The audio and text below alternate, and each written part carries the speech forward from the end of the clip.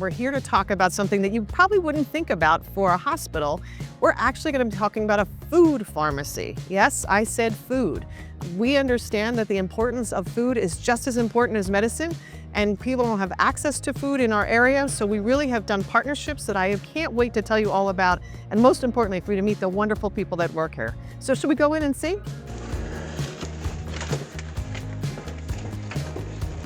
So I literally came inside, talked to the guard, got my little tag, turned right, and the food pharmacy is just right here on the left. So we're gonna come in, and now I'm gonna get to introduce you to my friends.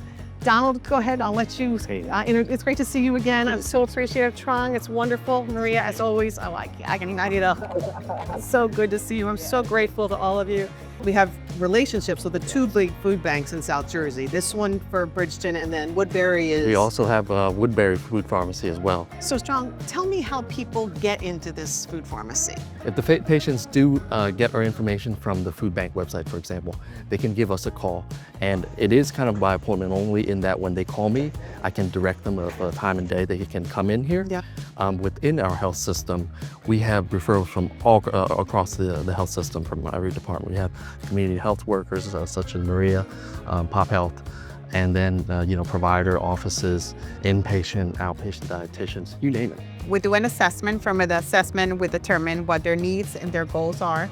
And if they're in need of food, of course, we put a referral to Tron. And that's not a health assessment. That's literally, do you have water, shelter, those basic questions, right? Transportation. Exactly. And once we identify that one of their needs is food, of course, we right away put a referral for Tron, and we set up some time for them. If it's an emergency, then, we move into action and just make it happen the same day if it's an emergency. He also identifies, when there's a person, then that's other needs that I can provide.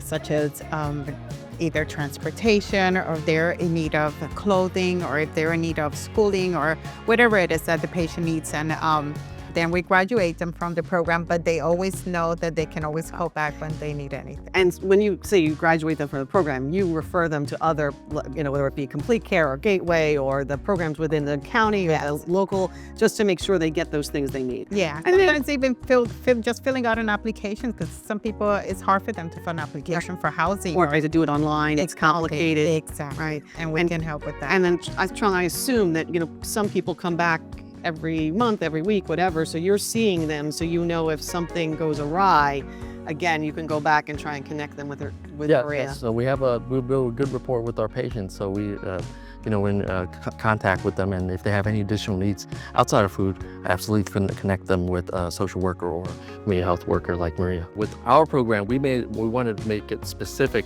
because the patients here have access to me, a very important resource.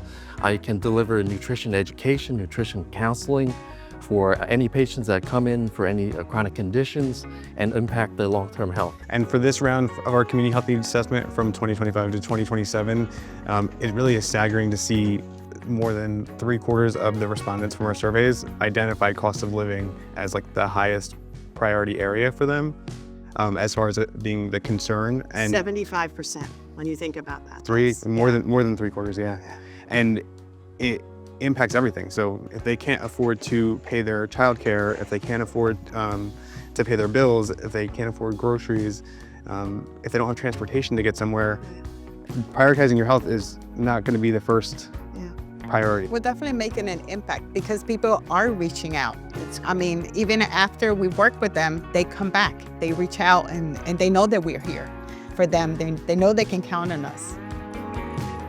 It's been wonderful to be here at Inspira Health Center Bridgeton. It ties us to our mission and our vision of what we hope to do. We want to be there for our community. We want to be good partners with our stakeholders.